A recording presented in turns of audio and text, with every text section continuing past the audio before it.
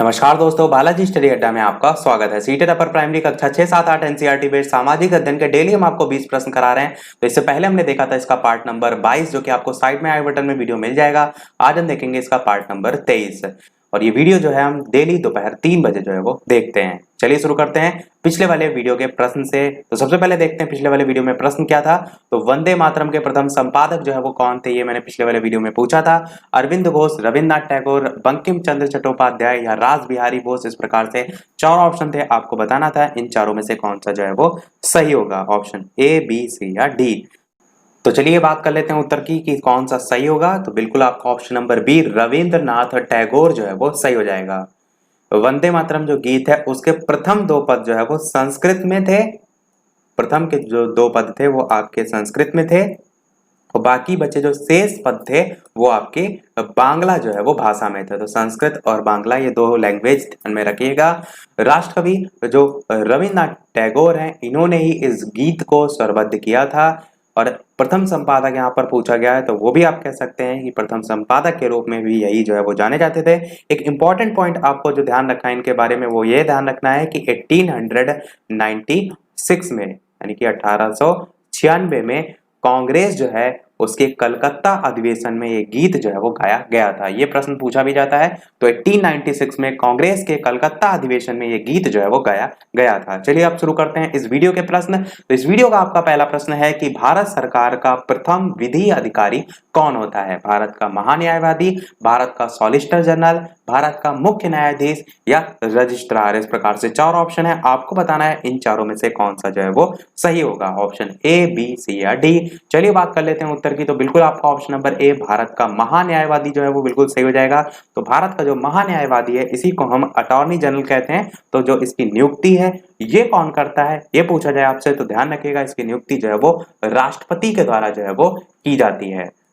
राष्ट्रपति के द्वारा इसकी नियुक्ति की जाती है और इन्हें भारत के जो राज्य क्षेत्र है उसके सभी न्यायालय जो है उनमें सुनवाई का अधिकार भी प्राप्त होता है और भारत सरकार का प्रथम विधि अधिकारी भी आपका भारत का महान्यायवादी ही होता है। तो 3 चीजें हैं इनके बारे में, तीनों जो है वो ध्यान में रखिएगा। देख लेते हैं चलिए दूसरा प्रश्न कि निम्नलिखित में से कौन सी कक्षाओं में सभी ग्रह सूर्य के चारों ओर घूमते हैं। 4 ऑप्शन दे रखे हैं। पहला कह रहा है गल क्या सेंट्रिक कक्षा में, दूसरा कह रहा है दीर्घ वृत्ताकार कक्षा में, तीसरा कह रहा है भू केंद्रित कक्षा में और चौथा कह रहा है चंद्रमा की कक्षा में। तो 4 ऑप्शन है, आपको बताना है कि निम्नलिखित में से कौन सी कक्षाओं में सभी ग्रह जो है वो सूर्य के चारों ओर घूमते हैं। Option A, B, C, D 4 option आपको यहाँ पर दे रखे हैं। तो चलिए बात कर लेते हैं उत्तर की कौन सा सही होगा। तो बिल्कुल आपका ऑप्शन नंबर बी, दीर्घ वृत्ताकार कक्षा जो है वो बिल्कुल सही हो जाएगा। जो सौर प्रणाली होती है उसमें जो सभी ग्रह होते हैं वो आपके दीर्घ वृत्ताकार कक्षा में ही सूर्य के चारों ओर जो है वो घूमते हैं। ये आपको ध्यान में होना चाहिए। चलिए देख लेते हैं अपना अगला प्रश्न। तीसरा प्रश्न कह रहा है कि कोरल रीफ या जीवाश्म पट्टी जो है वो कहाँ पाई जाती है।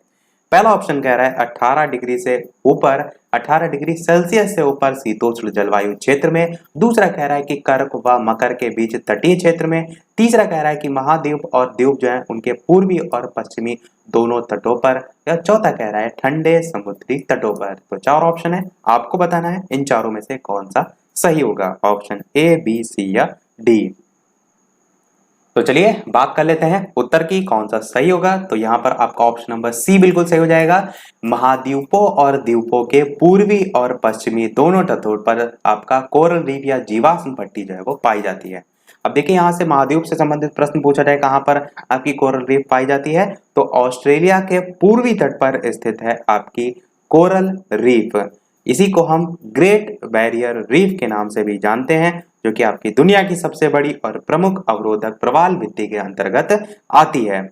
अच्छा, आपसे प्रश्न ये ना पूछा जाए परंतु आपको पता होना चाहिए कि प्रवाल भित्ति आखिर होती क्या है, यानी कि कोरल रीफ आखिर होती क्या है। तो प्रवाल भित्ति जो होती हैं वो समुद्र के भीतर स्थित चट्टानें होती हैं जो कि प्रवाल जो होते हैं उनके द्वारा छोड़े गए कैल्शियम कार्बोनेट से मिलकर बनी होती हैं। तो इनके बारे में आपको सबसे महत्वपूर्ण क्या याद रखना है कि कैल्शियम कार्बोनेट से बनी होती हैं। तो आपका ऑप्शन सी बिल्कुल सही हो जाएगा। देख लेते हैं चौथा प्रश्न कि ग्लोब है क्या है। पृथ्वी का एक अर्धगोलाकार मॉडल है, पृथ्वी का एक गोलाकार मॉडल है या पृथ्वी का एक वृत्ताकार मॉडल है या पृथ्वी का एक 2 आयामी मॉडल है। 4 ऑप्शन है, आपको बताना है इन चारों में से कौन सा सही होगा।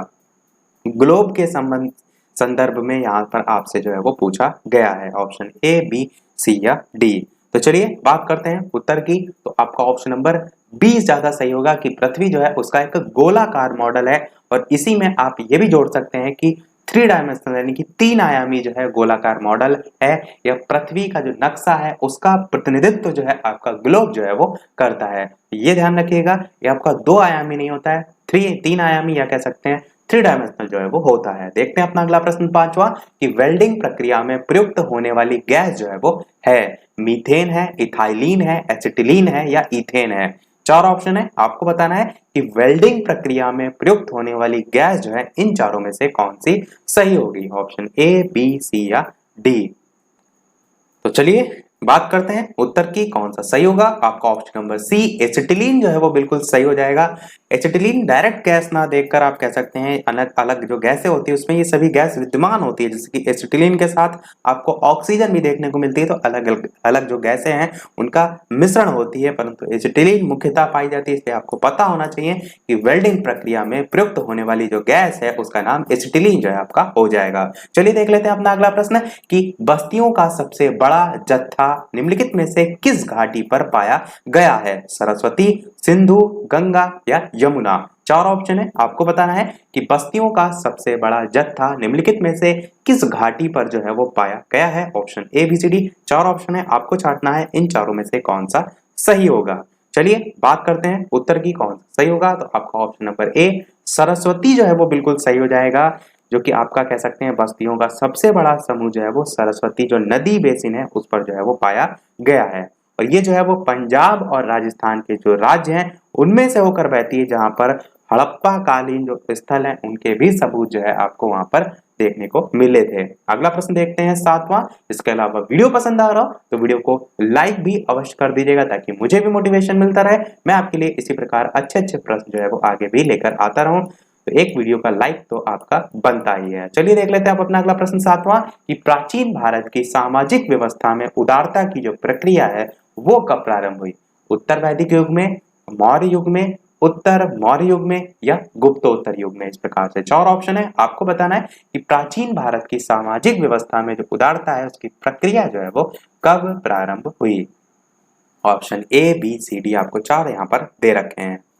तो चलिए बात कर लेते हैं उत्तर की, कौन सा सही होगा। तो बिल्कुल आपका ऑप्शन नंबर बी मौर्य युग जो है वो सही हो जाएगा, यानी कि प्राचीन भारत की सामाजिक व्यवस्था में जो उदारता की प्रक्रिया है वो मौर्य युग से प्रारंभ हुई थी। अगला प्रश्न देखते हैं 8वां कि निम्नलिखित में से रोमन साम्राज्य में क्या काले सोने के रूप में जाना जाता है। सोना, मसाला, कीमती पत्थर या काली मिर्च। 4 ऑप्शन है, आपको बताना है रोमन साम्राज्य में जो है वो क्या काले सोने के रूप में जाना जाता है। तो चलिए बात कर लेते हैं उत्तर की, कौन सा सही होगा इन चारों में से। तो बिल्कुल आपका ऑप्शन नंबर डी काली मिर्च जो है वो सही हो जाएगा। ध्यान रखिएगा, काली मिर्च जो है आपका रोमन साम्राज्य में काले सोने के रूप में जो है वो जाना जाता है। और जो काली मिर्च थी वो रोमन साम्राज्य में सबसे मूल्यवान वस्तु के अंतर्गत आती थी, इसीलिए इसे काले सोने के रूप में जाना जाता है। देखते हैं अपना अगला प्रश्न 9वां। प्रश्न कह रहा है कि भारत में तंबाकू सर्वप्रथम किसके शासनकाल में आया था। अकबर के, जहांगीर के, शाहजहां के या औरंगजेब के। 4 ऑप्शन है, आपको बताना है भारत में तंबाकू सर्वप्रथम किसके शासनकाल में आया था। Option A, B, C, D 4 option आपको यहाँ पर दे रखे हैं। तो चलिए बात करते हैं उत्तर की, कौन सा सही होगा। तो यहाँ पर 2 उत्तर में आपको मतभेद देखने को मिल सकता है, एक अकबर और एक जहांगीर। जहांगीर भी कहीं कहीं देखने को मिलता है, परंतु कुछ विद्वानों के अनुसार ऐसा मानना था जो अकबर हैं ये आपका जो तंबाकू है वो सर्वप्रथम इनके शासनकाल में जो है वो आया था।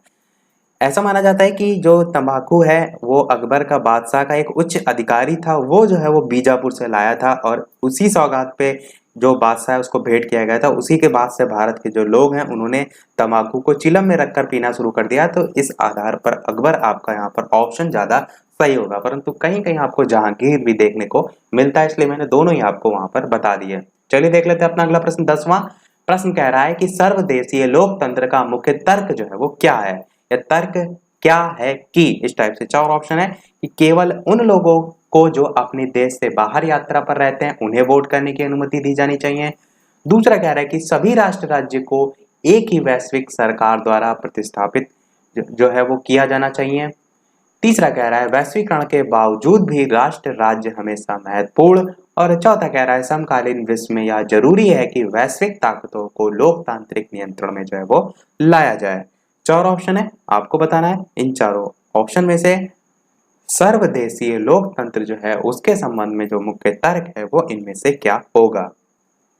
तो चलिए बात करते हैं उत्तर की, कौन सा सही होगा। आपका ऑप्शन नंबर डी बिल्कुल सही हो जाएगा, यानी कि समकालीन विश्व में यह जरूरी है कि वैश्विक जो ताकत है उनको लोकतांत्रिक नियंत्रण में लाया जाए। तो आपका यही सही हो जाएगा, सर्वदेशीय लोकतंत्र का मुख्य तर्क जो है ये हो जाएगा। चलिए देखते हैं अपना अगला प्रश्न 11वां कि किस वर्ष राष्ट्रपति के चुनाव में अंतःकरण की आवाज पर मतदान जो है वो हुआ था। 1967 ईस्वी में, 1977 ईस्वी में, 1974 ईस्वी में या 1969 ईस्वी में। तो चार ऑप्शन है, आपको बताना है कि किस वर्ष राष्ट्रपति के चुनाव में अंतःकरण की आवाज पर मतदान जो है वो हुआ था।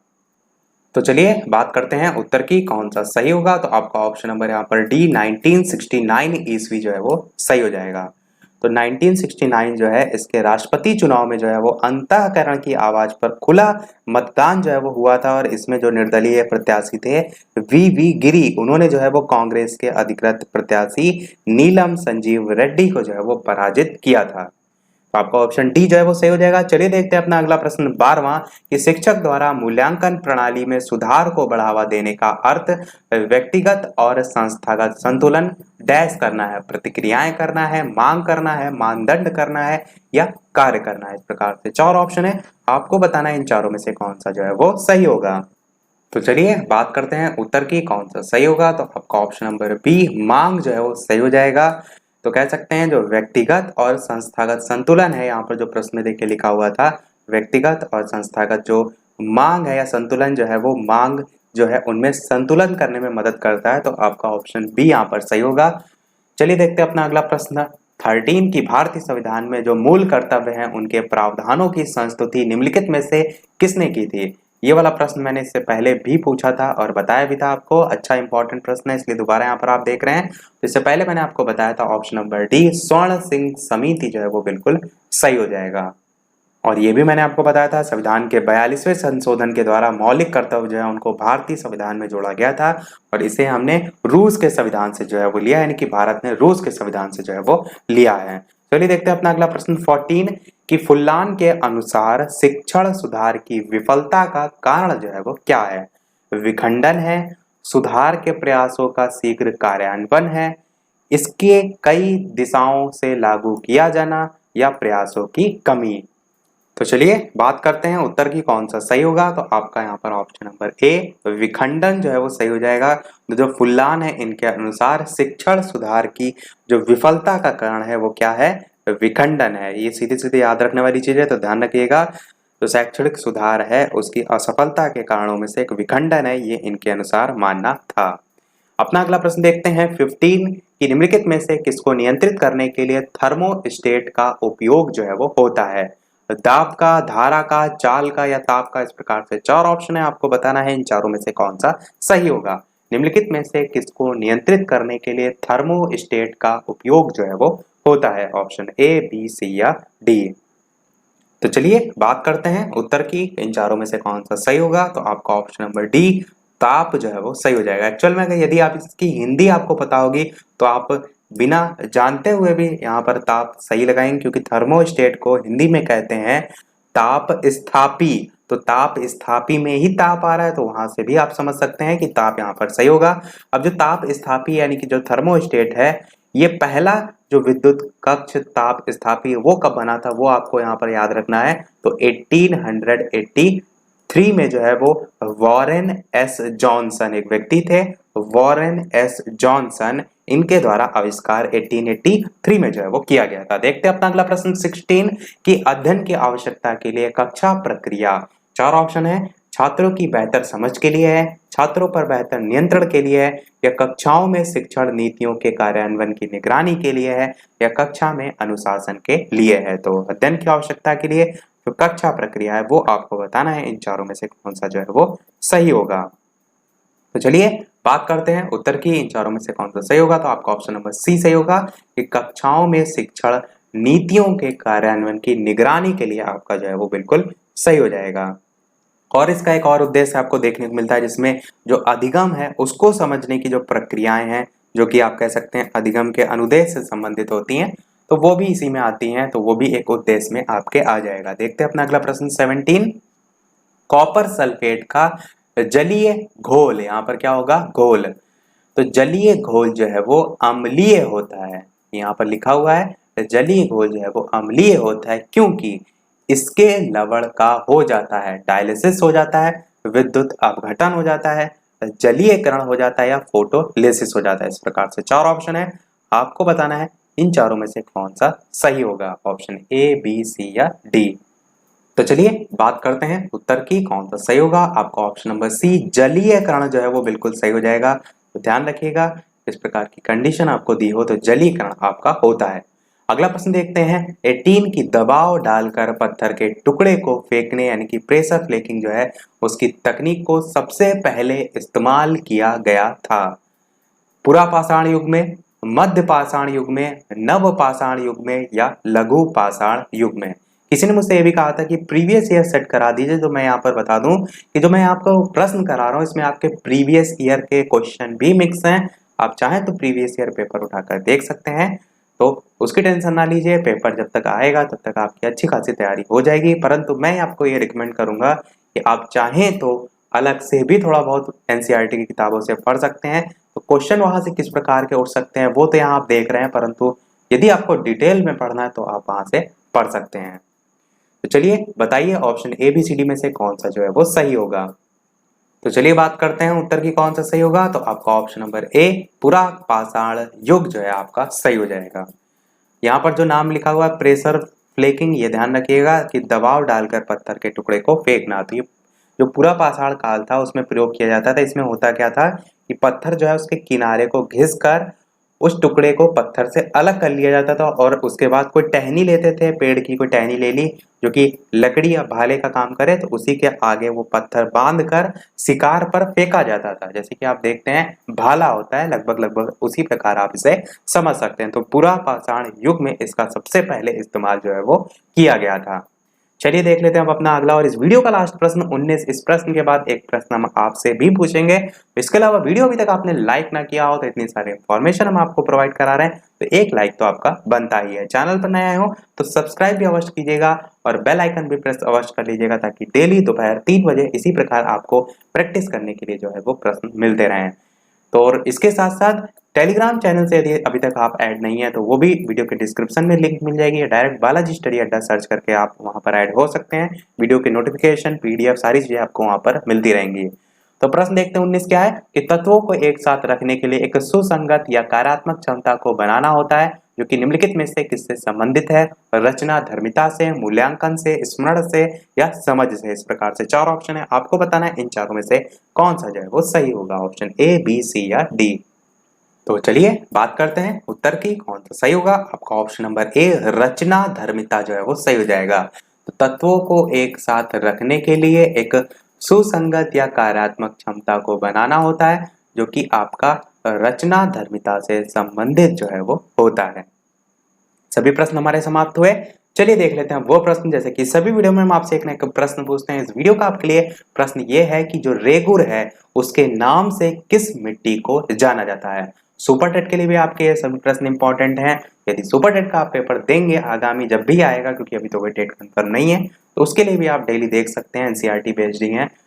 तो 4 ऑप्शन है, लाल मिट्टी, लेटराइट मिट्टी, काली मिट्टी, पेटजाल मिट्टी। इस टाइप से 4 ऑप्शन है, इन चारों में से कौन सा सही होगा। मिट्टी का नाम भी आप टाइप करके बता सकते हैं या option A, B, C, D type करके भी आप बता सकते हैं।